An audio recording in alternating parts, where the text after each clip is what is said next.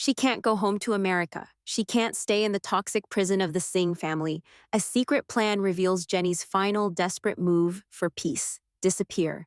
For a decade, we have watched Jenny Slatten navigate a labyrinth of love, betrayal, and cultural warfare. We saw her leave everything she knew for a man who began their relationship as a catfish. We saw her forgive him.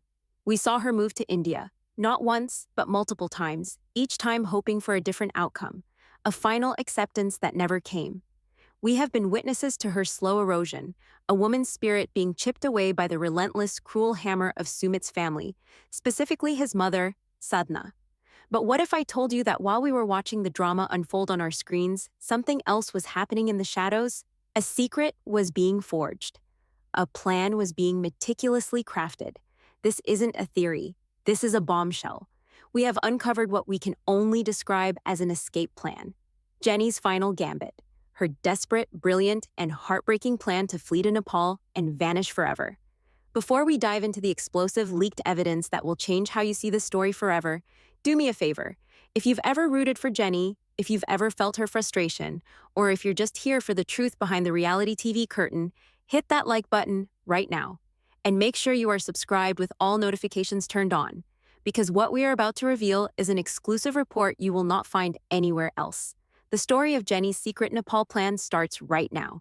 To understand the magnitude of this plan, we have to first walk back through the battlefield of Jenny's life in India. This isn't just about a woman being unhappy with her in-laws. This is about a decade of systematic psychological torture. Let's be clear, the word dislike is not strong enough to describe what Sadhna and Anil feel for Jenny. It is a deep-seated, visceral rejection of her very existence. They do not see her as a person. They see her as a contamination, a Western stain upon their family's honor and tradition. Every smile Jenny offered was met with a sneer. Every attempt to assimilate was rebuffed with mockery. Remember the scenes where Sadhna tried to teach Jenny how to clean the kitchen? That wasn't a lesson. That was a power play.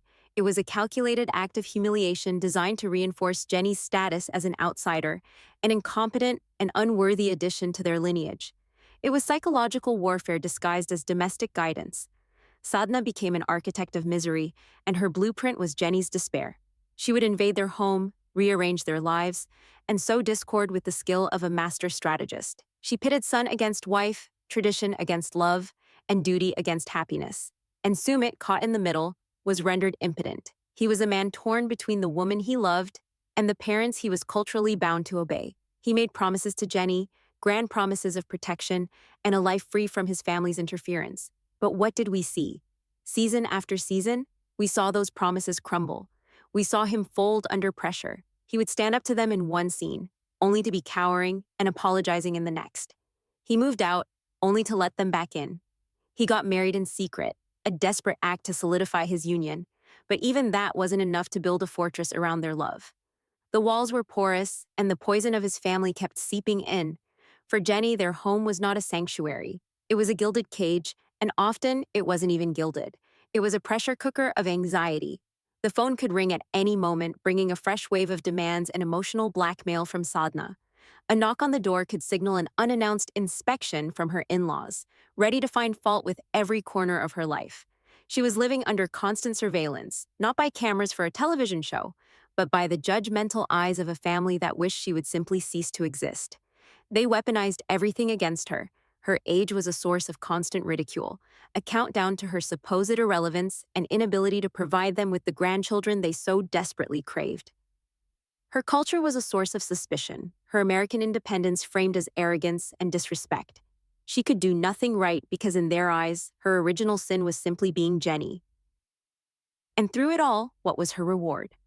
A life of uncertainty. Her visa status was a perpetual sword hanging over her head. She was a tourist in her own life, always counting the days until she might be forced to leave, to pack up her life once again and retreat to America with her tail between her legs. This limbo was a powerful tool for the Singh family. It kept her weak, it kept her dependent, and it kept her in a state of perpetual fear. She had no real roots in India outside of Sumit. She had no community to fall back on, no network of friends to provide solace. Her entire world had been shrunk down to the four walls of an apartment and the conflicted heart of one man. This is the context you must hold in your mind. This is the soil in which the seeds of the Nepal Plan were sown. not in a moment of anger, but in years of quiet desperation. This wasn't a snap decision. It was the logical, calculated endpoint of a journey that had run out of road. She had given 10 years of her life. She had sacrificed her country, her family, her financial security, and her peace of mind. And what had it gotten her? A husband who loved her but couldn't fully protect her, and a family that treated her like an infestation. She was trapped. Going back to America meant admitting defeat. It meant facing the "I told you so's" from everyone who doubted her. It meant returning to a life she had purposefully dismantled, with little to show for it but emotional scars and a depleted bank account. Staying in India meant enduring this slow-motion emotional death, waiting for the day her spirit finally broke for good. But there was a third option, an option no one saw coming, an option that required immense courage and secrecy, the option to not go back and not stay, but to disappear. And that is where our story takes a dramatic turn. Through sources close to the production, sources who have grown weary of the curated narratives presented on television, we have obtained access to a series of digital communications. These are not text messages between Jenny and a friend. These are discreet, carefully worded emails sent to a small, niche online community group. A group of expatriates, mostly Westerners, based in a quiet, picturesque city in the heart of the Himalayas, Pokhara, Nepal. The group is called the Pokhara Serenity Circle. It's not a well-known forum. It's a private, invitation-only group for foreigners who have settled in the region, a place to share tips on visas, housing, and navigating life in a new culture. It's the perfect place to gather information without raising any alarms. And in late 2022, a new inquiry appeared in their moderator-approved queue from an email address we have traced back to Jenny Slatten. The name on the account was a simple variation, J. Slatten, but the digital fingerprint is undeniable. The first email, sent on a Tuesday evening, Indian Standard Time, was a masterpiece of casual misdirection. It reads, and I quote, "Hello everyone, my name is Jen. I'm an American who has been living in Asia for some time now. A friend of a friend who enjoys trekking mentioned your group as a helpful resource. I'm just in the very, very early stages of exploring some future possibilities and was hoping someone could offer some general advice. Thank you in advance for your kindness." Let's break this down. This is not the email of a tourist planning a 2-week vacation. Look at the language. Living in Asia for some time now. She is establishing herself as someone familiar with the region, not a wide-eyed newcomer. Exploring some future possibilities. This is intentionally vague. It's not planning a trip or thinking of visiting. It's possibilities. The word itself suggests a branching path, a consideration of alternate realities. She is testing the waters, dipping a toe into the sea of escape without making a single ripple.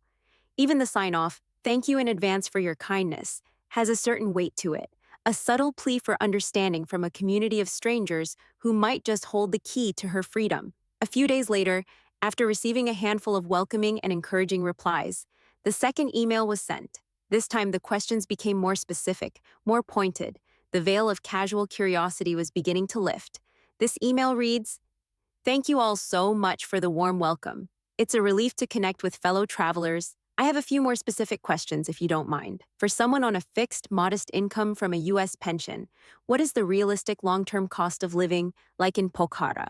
I'm not looking for a tourist lifestyle, but a more quiet existence. Also, what are the current pathways for long-term visas for an American citizen over 60? The most important thing for me would be the ability to live quietly and, if possible, anonymously. Any insights on that would be deeply appreciated." This right here is the smoking gun. Let's dissect the key phrases. Fixed, modest income from a U.S. pension. She is talking about her Social Security. This is not a hypothetical question about a trust fund. This is a practical, logistical inquiry about the financial viability of her own specific situation. She's trying to figure out if her lifeline, the one thing that is truly hers and cannot be touched by the Singh family, is enough to sustain her. Then comes the core of the entire plan, the two words that betray her true intentions: quietly and anonymously. A tourist does not seek anonymity. A vacationer does not need to live quietly. These are the words of a fugitive. Not a fugitive from the law, but a fugitive from a life that has become a prison. Who is she seeking to be anonymous from? The answer is terrifyingly clear. From Sumit, from his family, from the producers of the show, from the entire world that knows her as Jenny from 90 Day Fiancé. She is not planning a holiday, she is planning a vanishing act. She is inquiring about the mechanics of disappearing into the misty mountains of a foreign land where no one knows her story, no one knows her name, and no one can find her. The phrase, a more quiet existence, is a direct and damning indictment of her life in India. Her life with Sumit is anything but quiet. It is a constant cacophony of drama, arguments, tears, and reconciliation. It is the loud, intrusive presence of Sadhna. It is the endless cycle of conflict and resolution that has become the soundtrack to her existence. What she is craving is silence, the peace that comes from being unknown, the freedom that comes from being unjudged. And then comes the final, most heartbreaking email in the chain, sent a week later. It was a reply to a helpful expat who had outlined some of the more obscure long-term retirement visa options. Jenny's reply was short, but it contained the entire emotional weight of her 10-year struggle. It said, "This is incredibly helpful. Thank you more than you know. It sounds like there is a path. I just want to find a place where no one knows my story. A place to just be. A place where no one knows my story." Read that again. Let the profound sadness and desperation in that sentence wash over you. Her story, as we know it, is one of public spectacle. It is a story of a woman who gambled on love and found herself in a cage. Her identity has become intertwined with her struggle.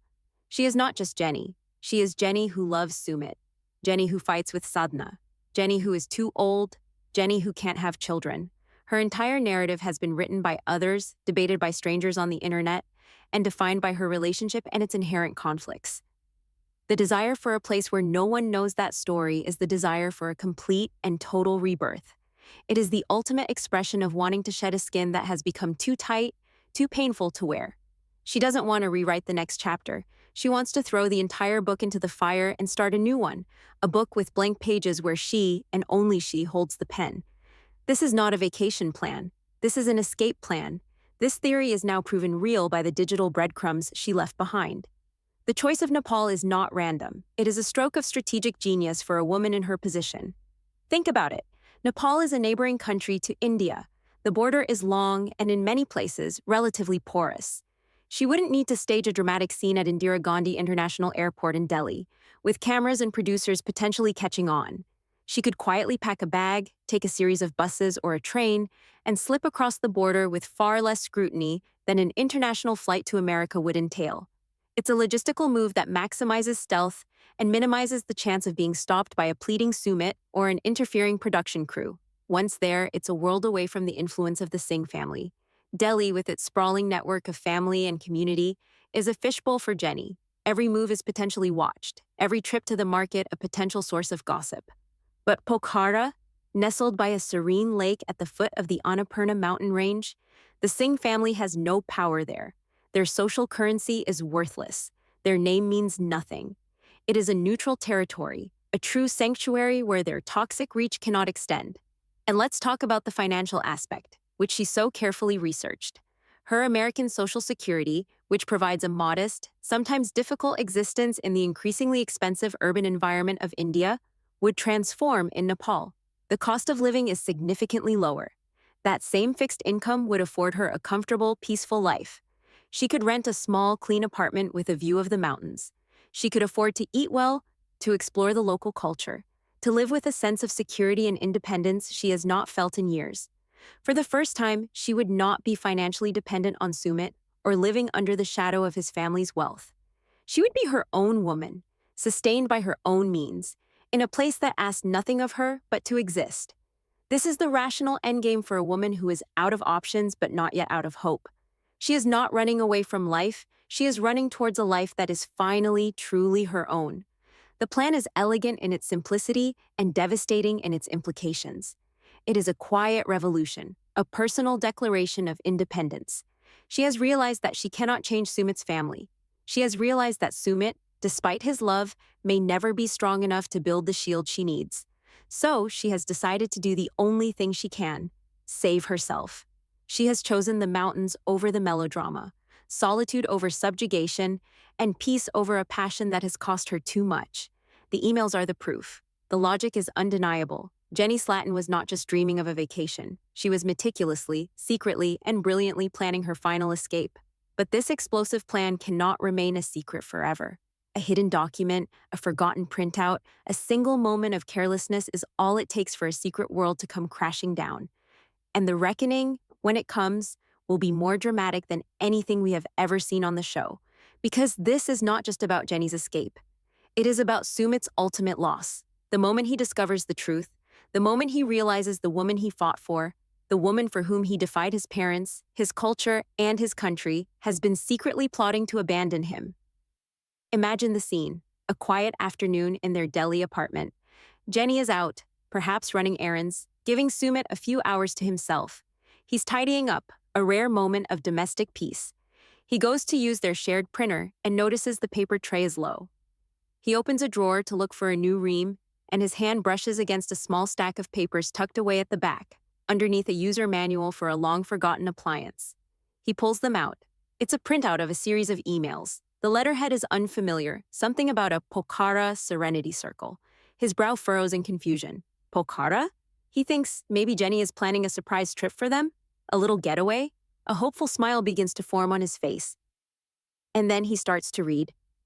He sees her name, Jenny Slatten. He sees the polite, innocuous opening, but then his eyes catch the keywords. Long-term visa requirements. Fixed, modest income. American citizens over 60. The smile on his face vanishes, replaced by a cold dread. This isn't a vacation itinerary. This is something else. His heart starts to pound in his chest as he reads the fatal lines, the ones that will echo in his mind forever. The most important thing for me would be the ability to live quietly and, if possible, anonymously. Anonymously? From who? His mind races. And then the final blow, the sentence that shatters his entire world. I just want to find a place where no one knows my story. In that moment, 10 years of their shared struggle, of their fight against the world, collapses into a pile of ash. The betrayal is absolute. It is a knife not in his back, but directly in his heart. Every sacrifice he made, disowning his family, enduring their scorn, being cast out from his community, was for her, for them, for the life they were supposed to build together. And here, in black and white, is the evidence that she was building an escape hatch for one. He realizes that all the while he was fighting battles on the outside, a quiet mutiny was happening within the walls of their own home, within the heart of the woman he loved. The realization is a torrent. He sees that his failure was not in loving her, but in failing to protect her. He sees that his family's relentless abuse was not just a series of unpleasant arguments, but a cancer that was slowly killing her spirit. He sees that his own weakness, his own inability to sever the toxic umbilical cord to his parents, was the very thing that drove her to this. He pushed her. His family pushed her. They had collectively pushed her to the edge of a cliff, and instead of jumping, she had secretly woven a parachute and planned to glide away to a new life without him. The printed pages tremble in his hands. Every word is a testament to his failure. Quiet existence. Their life was chaotic. Anonymously. Their life was a public spectacle. A place where no one knows my story. Their story was his only story, the defining narrative of his adult life. And she wanted to erase it. She wanted to erase him. He is faced with the ultimate soul-crushing reckoning. He is about to lose everything he sacrificed so much for. Not to his parents, not to society, but to the woman he chose over them all. The love of his life was secretly planning to become a ghost, and he was the one she was planning to haunt. The silence of the apartment is deafening as he sinks into a chair, the printed emails a death certificate for the future he thought they shared. He has won the war against his family, only to find out he has lost the woman he was fighting for. This intricate web of deceit and desperation reveals a side of Jenny we've never been allowed to see. The producers show us her tears, her frustration, her unwavering love for Sumit, but they don't show us Jenny who operates in the shadows, the survivor, the strategist, the woman who, when backed into a corner, will chew her own leg off to escape the trap. The Nepal Plan is not an act of malice towards Sumit. It is an act of radical self-preservation. It is the last resort of a woman who has given everything and is on the verge of having nothing left, not even her own sanity.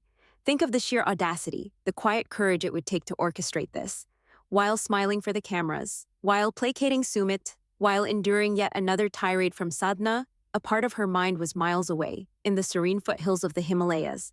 She was mentally scouting locations, researching visa laws, and calculating budgets. She was living a double life. One life was the public-facing victim of a tragic love story. The other was the secret architect of her own liberation. It's a narrative worthy of a spy thriller, a high-stakes conspiracy unfolding under the very noses of her family, her husband, and a global television audience. The evidence of the emails, when viewed through the prism of her 10-year ordeal, is not just plausible. It is tragically logical. It is the culmination of 1,000 small cuts, 1,000 broken promises, 1,000 moments of humiliation. A person can only absorb so much pain before they start looking for an exit. Jenny's exit just happens to be a land border crossing into a neighboring country where her social security check makes her a queen and her past can be buried like a forgotten memory. This raises a profound question about the nature of their relationship. Was Sumit's love ever going to be enough? He offered her his heart, but he could not offer her peace. He offered her a ring, but he could not offer her a sanctuary.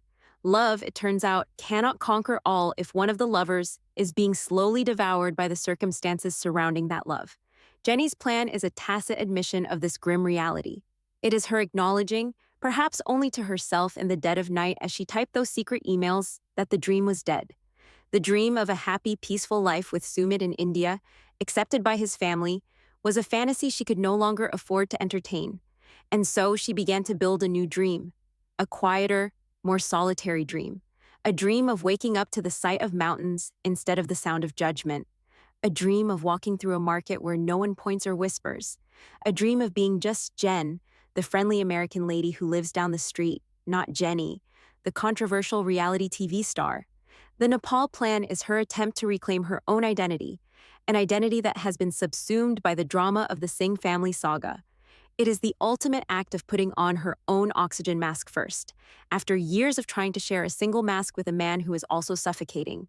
The plan is brilliant. The plan is heartbreaking. And the evidence suggests it was very, very real. The confrontation that follows is not a loud, theatrical argument designed for reality television cameras.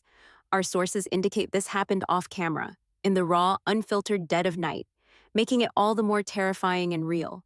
Jenny returns home to find Sumit sitting in the dark, the only light coming from the faint glow of the television screen, illuminating the papers scattered on the table in front of him.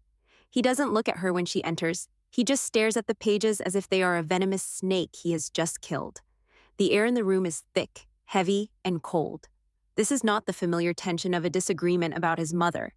This is something new, something terminal. She knows instantly.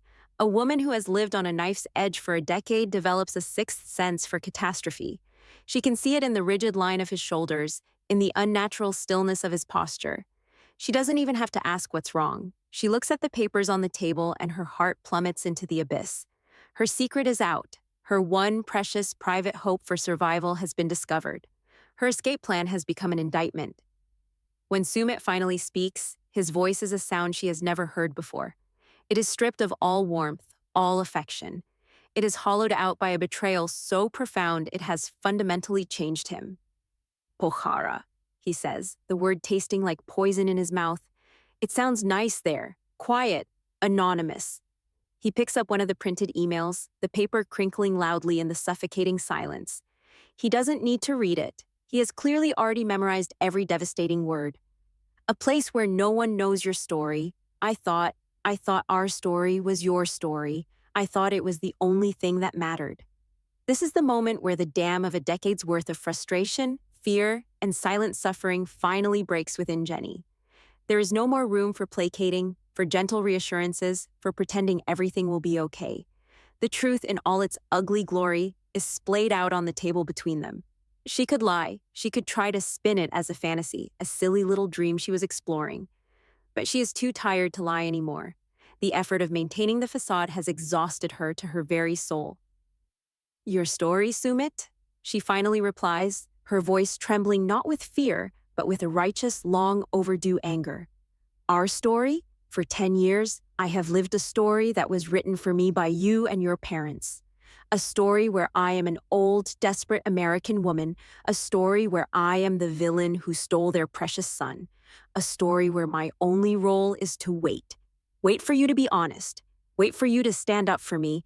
Wait for your mother to finally drop dead so I can have a single day of peace. That's not our story, Sumit. That's my prison sentence. The words hang in the air, sharp and brutal.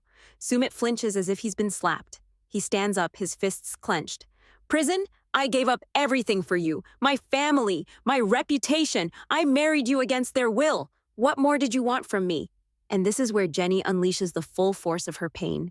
I wanted a husband, Sumit, not a part-time son who visits his wife in between shifts of begging his parents for approval. I wanted a partner, not a mediator. Every single day of my life here is a negotiation. I negotiate for respect from your mother. I negotiate for space in my own home. I negotiate for your time, for your attention, for a sliver of the peace that you take for granted. You didn't just marry me, Sumit. You married me and then left me on the doorstep of your family's hatred to fend for myself. She begins to pace the room, the energy of a caged animal finally released. Do you have any idea what it's like? To wake up every morning knowing that the people who should be your family despise you? To have your mother-in-law come into your kitchen, not to help, but to inspect, to judge, to remind you that you are a guest, a temporary problem that they are waiting to expire? She looked at my arms and called them fat. She looked at my cooking and called it garbage. She looked at my face and saw a wrinkled mistake. And you? You stood there and told me to be patient, to understand her, to make more of an effort. An effort. Sumit, my entire existence here is effort. Breathing is an effort. She points a shaking finger at the emails on the table. You call that betrayal? I call it a life raft. I was drowning, Sumit, drowning in this sea of your family's toxicity and your inaction. And every time my head went under, you would swim over, pull me up for a gasp of air, promise me we'd get to shore, and then you'd swim back to your mother's side. Nepal wasn't a plan to leave you. It was a plan to save myself. It was a plan to finally breathe, to find a place where my worth wasn't determined by my age or my ability to mop a floor to Sadhna's satisfaction. A place where my name was just Jen, not Sumit's old American wife. Sumit is stunned into silence by the ferocity of her confession. He sees the truth in her eyes, the raw, unvarnished agony of a woman pushed beyond her breaking point. He sees that the emails are not an attack, but a symptom of a disease he allowed to fester in their marriage for years. His anger begins to curdle into a sickening shame. He looks around their apartment, at the life he thought they were building, and for the first time, he sees it through her eyes. He sees the invisible bars on the windows. He sees the ever-present shadow of his parents looming in every corner. He sees not a home, but a holding cell.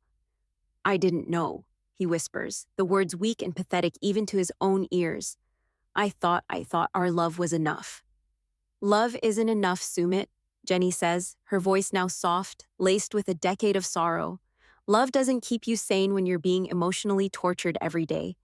Love doesn't fix the fact that I am completely and utterly alone here, in a country that is not my own, with no friends, no family, and a visa that is a constant reminder of my temporary status.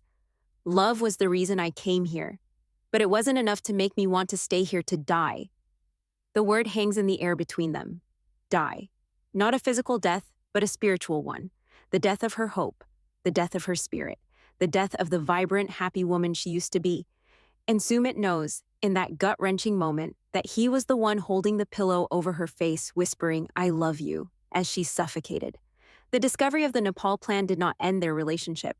In a strange, twisted way, it was the beginning of its most honest phase, but it shattered the illusion they had both been clinging to.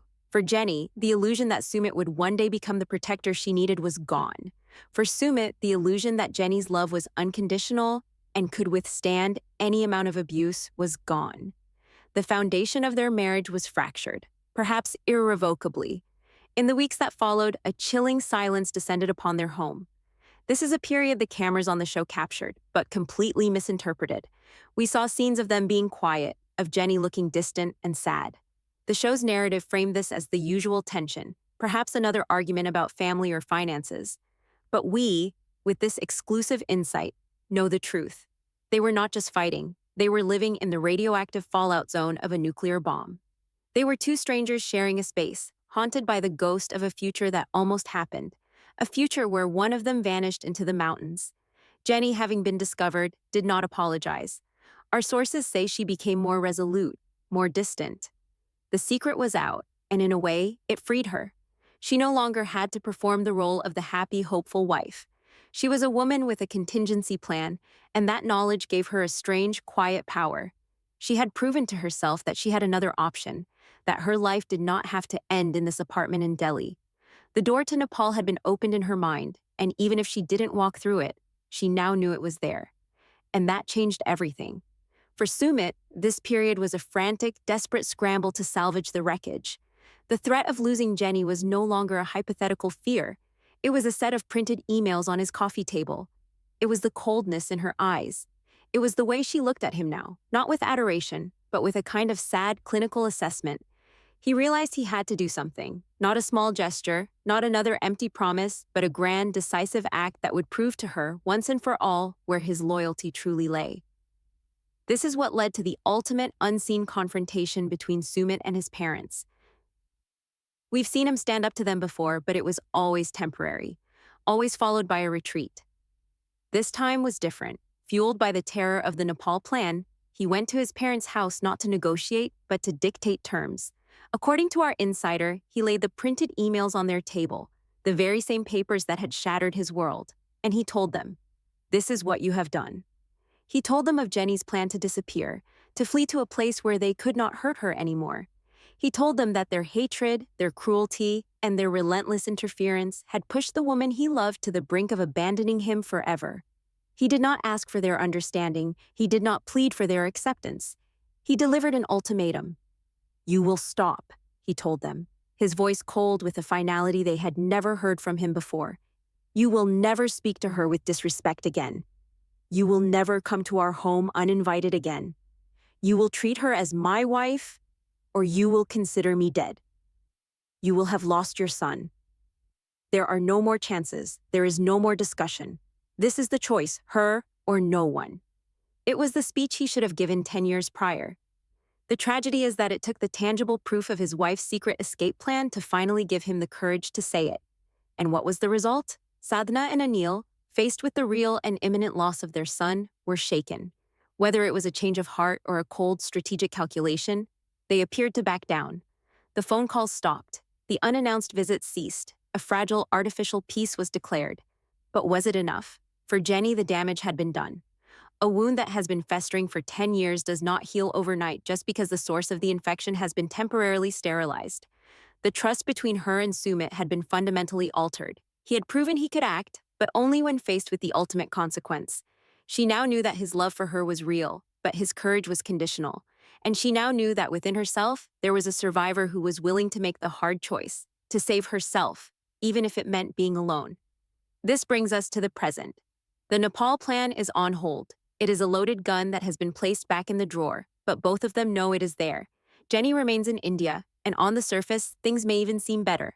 Sumit is more attentive, more protective. The peace with his family, however tenuous, is holding, but the entire dynamic of their relationship has shifted. Jenny is no longer just a participant in their love story. She is a hostage who knows the location of the emergency exit, and Sumit is no longer just a loving husband. He is a warden who knows that if the conditions in his prison become unbearable, his prisoner has a plan to escape. This secret narrative completely reframes the entire Jenny and Sumit saga. It transforms Jenny from a sometimes pitiful figure, a woman who seemed to have no other options, into a quiet revolutionary, a master of her own secret destiny. It shows that beneath the tears and the televised drama, there was a woman of incredible resilience, plotting her own liberation in the dead of night. She wasn't just waiting for her life to get better. She was actively planning to make a new one, with or without the man she loved. It also forces us to reevaluate Sumit. Is he a tragic hero, a man caught between love and duty, or is he a weak man whose decade of cowardice almost cost him everything? The answer is probably both. But the discovery of the Nepal Plan forever strips him of his innocence. He can no longer claim ignorance. He was shown in stark, undeniable terms the cost of his failure to protect his wife. His subsequent actions, his ultimatum to his parents, were not born of proactive love, but of reactive terror.